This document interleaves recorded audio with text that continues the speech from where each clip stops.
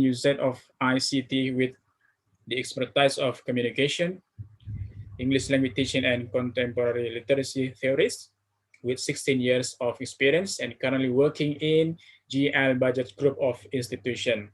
Matsura is a professor and Dean of Student Welfare. Good morning, Mr. Sarapan Kumar.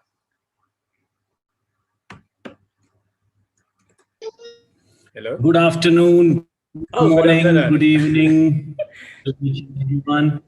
Okay, before I give you the time to present your presentation, additional information about Dr. Sarpan Kumar that he has also published more than 13 books about education.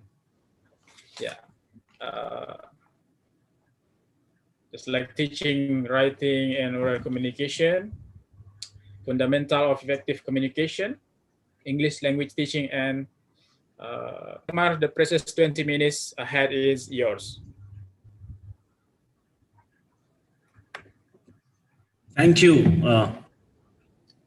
And greetings from India.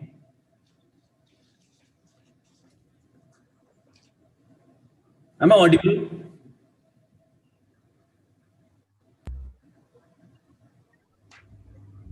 Am I audible?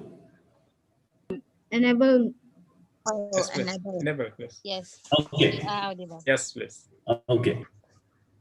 And it's a very wonderful thing that you all have organized a conference on education system around the world. Today I'm here from India. I'll talk about education system in India. And my whole idea, the theories, everything is based on more or less new National Education Policy 2020 of our India. So as we all know, education is a fundamental for achieving full human potential, which can enhance national development. Providing universal access to quality education is the key to any country's progress and leadership on the global stage in terms of economic growth, social justice and equality, scientific advancement, national integration, and cultural preservation.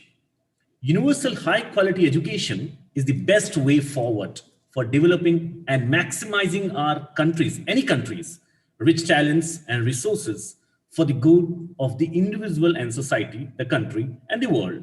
If I talk about our country, our Indian education system, then it is based on three phases, three levels: the primary level, the secondary level, and the tertiary level.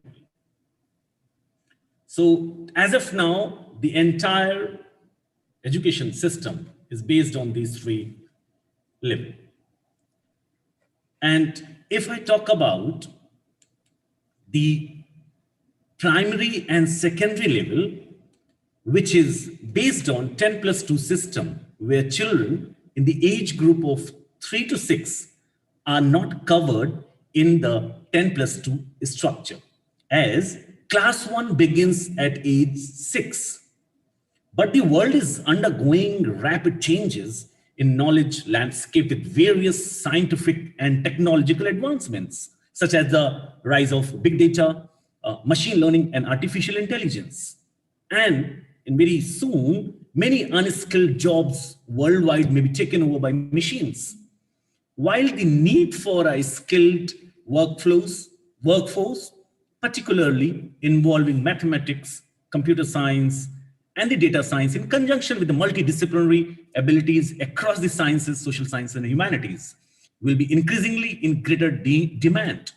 So keeping all these things in mind, the government of India issued National Education Policy in July 2020. And in this new education policy, we often say new education policy, although it's a national education policy, where we have the Indian government has devised a new pedagogical and curricular structure, which is 5+3+3+4 levels. And the First, if you look at the picture, the last 2 years, class 1 and 2, and the 3 years, Anganwadi, preschool, and Balivatika. This particular level is a strong base of early childhood care and education. From age 3 is also included, which is aimed at promoting overall learning, development, and well-being.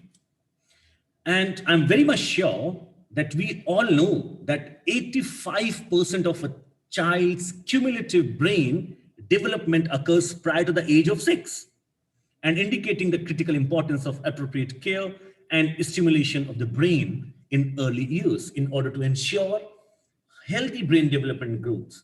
The ability to read and write and perform basic operations with numbers is a necessary foundation and an indispensable prerequisite for all future schooling and lifelong learning. Generally, on reading, writing, speaking, and counting, arithmetic, and mathematical thinking throughout the preparatory and middle school curriculum, with a robust system of continuous formative, adaptive assessment to track, thereby individualize and ensure each student's learning. And after that, you know the structure, the class 3 to 6, then 6 to 10, then 6 to 9, then 9 to 12. Likewise, the complete pedagogy has changed. And very soon, because it has launched in 2020, so we have started working on it, and very soon it will be implemented, because we are looking at the students of 2040. So, and if I talk about today's tertiary level, so it includes 2 types of first university degree, in which the one is of 3 years, which includes BA, BBA, BCom, BSc, whereas another is of 4 years, which includes engineering and technology, and then master degrees of 2 years, followed by, if possible, followed by a doctoral degree of 5 years.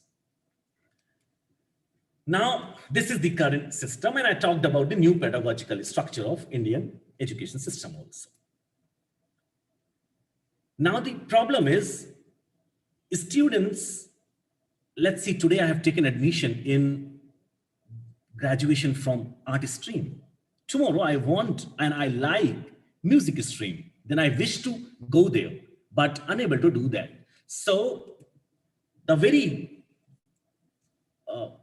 innovative thing you can say of our national education policy, which we say new education policy, is students will be given increased flexibility and choice of subjects to study, particularly in secondary school, including subjects in physical education, the arts and craft, and the vocational skills, so that they can design their own paths of study and life plans. Holistic development of wide choice of subjects and courses year to year will be the new distinguishing feature of secondary education. There will be no hard separation. That's why I'm saying no separation among curricular and extracurricular or co-curricular, among arts and humanities or science, and science or between vocational or academic streams. Subjects such as physical education, the art and crafts, and the vocational skills, in addition to science, humanities, and mathematics, will be incorporated throughout the school curriculum with the consideration for what is interesting and safe at each age. Now, the problem is rate of dropouts. So for this also, our country is taking care of a lot of things. One of the primary goals of schooling system must be, I think this should be done by all the countries, must be to ensure that children are enrolled in and are attending school. Through initiatives such as Sarv Shiksha Abhiyan, now it is known as Samagra Shiksha, and the Right to Education Act, India has made remarkable strides in recent years in attaining near universal enrollment in elementary education. I'll give you some data. However, the data for letter grades indicates some serious issues in retaining children in school system. The gross enrollment ratio, GER, for grades 6 to 8 was 90.9%, while the grades 9 to 10 and 11 to 12, it was only 79.3% and respectively 56.5%. That indicates that a significant proportion of enrolled students drop out after grade 5 and especially after grade 8. So as per the 75th round household survey by NSSO in 1718, the number of out-of-school children in the age group of 6 to 17 years is 3.22 crore, which is a big number. So we need to ensure the curtailing drop rates, means we need to curtail the dropping rates of the students. And how can we do that? We should reduce the curriculum content to enhance essential learning and critical thinking. Curriculum content will be reduced in each subject to its core essentials to make space for critical thinking and more holistic, inquiry-based, discovery-based, discussion-based, and analysis-based learning. The mandated content will focus on key concepts, ideas, applications, and problem solving. The teaching and learning will be conducted in a more interactive manner, which nowadays pandemic has given us that opportunity to do that. Questions should be encouraged, although the assessment part is still in the gray area, because we have changed the mode of platform from offline to online. Simply, still we have one word up, question answer, fill in the blank, match the column.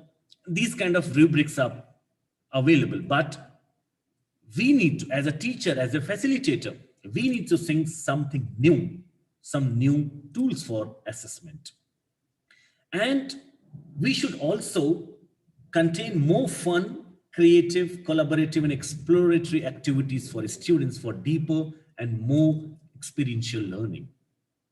And another factor of this national education policy is where we all understand that young children learn and grasp non-trivial concepts more quickly in their mother tongue.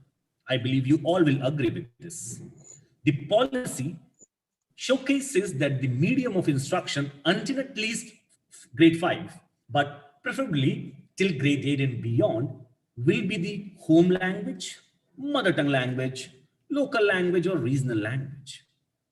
Thereafter, the home local language shall continue to be taught as the language wherever possible.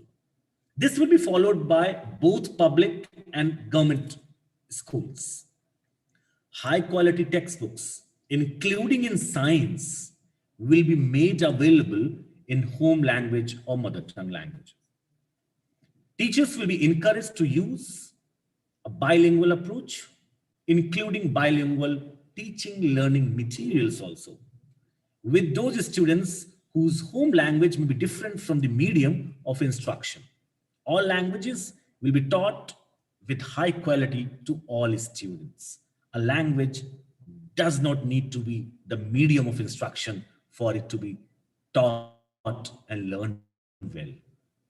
And apart from this secondary education, I believe you all again agree and understand that higher education plays an extremely important role in promoting human as well as societal well-being and in developing India as envisioned in its constitution, a democratic, just, socially and conscious, cultured and human nation upholding liberty, equality, fraternity and justice for all. Higher education significantly contributes towards sustainable livelihoods and economic development of the nation. It is for all, not only for India. It applies for any country. As India moves towards becoming a knowledge economy and society, more and more young Indians are likely to aspire for higher education. For the purpose of developing holistic individuals, The key word is holistic development of individual that we all need to understand. It is essential that an identified sets of skills and values, again, an important factor, values of any country should be or will be in a national education policy will be incorporated at each stage of learning from preschool to higher education. However, in India, there are many major challenges, problems which we are facing. Or you can say the major problems faced by the higher education system in India. I'll tell you two or three most important problems which we are facing. A severely fragmented higher education ecosystem. We don't have that kind of system as of now, but I'm very much sure that with the help of national education policy, we are going to achieve it. And another problem is less emphasis on the development of cognitive skills and learning outcomes. And another, a rigid separation of disciplines, which I have already told that it is going to be implemented in secondary education, as well as it will be done in the higher education also. And so there is no rigid discipline with early specialization and streaming of students into narrowest areas of studies, and many more problems. But I would like to remind each and everyone that India has a long tradition of holistic and multidisciplinary learning, from universities such as Takshila and Nalanda to the extensive literatures of India combining subjects across the fields. Ancient Indian literary works such as Banabhat Kadambari described a good education as knowledge of 64 kalas of arts. And among these 64 arts were not only subjects such as singing and painting, but also scientific fields such as chemistry and mathematics, vocational fields such as carpentry and clothes making, professional fields such as medicine and engineering, as well as soft skills such as communication, discussion, and debate. The very idea that all branches of creative human endeavor, including mathematics, science, vocational subjects, professional subjects, and soft skills, should be considered arts and distinctly Indian origins. This notion of knowledge of many arts, or what in modern times is often called the liberal arts, and it must be required for 21st century, a holistic and multidisciplinary education, as described so beautifully in India's past, is indeed what is needed for the education of India to lead the country into the 21st century and the fourth industrial revolution. So for this, again, there is a system of academic bank of credit. Let me explain what is this. If I say imaginative and flexible curricular structures will enable creative combinations of disciplines for study and would offer multiple entry and exit pools. Thus removing currently prevalent rigid boundaries and creating new possibilities for lifelong learning. Flexibility in curriculum and novel and engaging course options will be an offer to students. Now, how it is going to happen? In addition to rigorous specialization in a subject or offer subjects. Now, the structure and lengths of degree programs shall be adjusted accordingly. The undergraduate degree will be of either 3 or 4 years duration with multiple exit options within this period with appropriate certificates. For example, a certificate after completing 1 year in a discipline or field including vocational and professional areas, or a diploma after 2 years of study, or a bachelor degrees after a 3-year program. So anyone can enter, earn something, then go and earn something different of your liking. A 4-year multidisciplinary bachelor's program This 4-year program, however, shall be the preferred option since it allows the opportunity to experience the full range of holistic and multidisciplinary education in addition to focus on the chosen major and minor as per the choice of the students. So for this, how we are going to manage all these things? For this, an academic bank of credit shall be established, which would digitally store the academic credits earned from various recognized higher education institutions so that the degrees from an higher education institute can be awarded, taking into account credits earned. The 4-year program may also lead to a degree with research if the student completes a rigorous research project in major areas or area of study as specified by the higher education institution. So, Excuse me, Dr. Sravan Kumar. Excuse me. yes.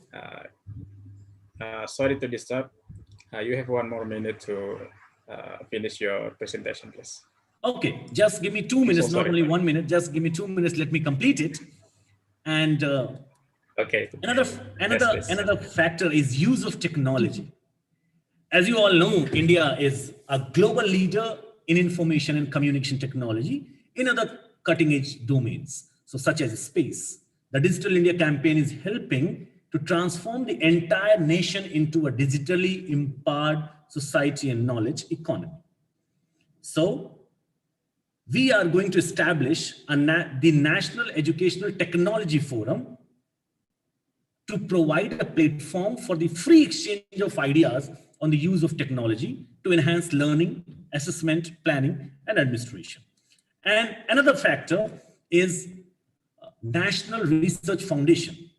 The goal of this NRF will be enable a culture of research to pre-made through our universities. So this establishment will competitively fund research in all disciplines. Successful research will be recognized and where relevant, implemented through close linkage with governmental agencies, such as with industries and private philanthropic organizations. And the last one is, that is most important for any country's education system, is optimal learning environment and support for students. You all know that effective learning requires a comprehensive approach that involves appropriate curriculum, engaging pedagogy, continuous formative assessment, and adequate student support. The curriculum must be interesting and relevant. The assessment methods must be scientific, designed to continuously improve learning and test the application of knowledge. Last but not the least, the development of capacities that promote student wellness, such as fitness, good health, psycho-social well-being, and sound ethical grounding are also critical for high-quality learning. So that is all from my side. Keep learning and keep teaching. Thank you, everyone, for your patience. Okay, what a very clear explanation. Yeah, there will be question and answer session at the end of after the 4 speakers. After all of the speakers presented their materials. So if the participants have any questions about this presentation, you may keep your answer first, because the question and answer session will be available on the last 4 speakers have presented their materials. Thank you very much for Dr. Sravan Kumar for a very clear explanation, and let's give him a virtual applause.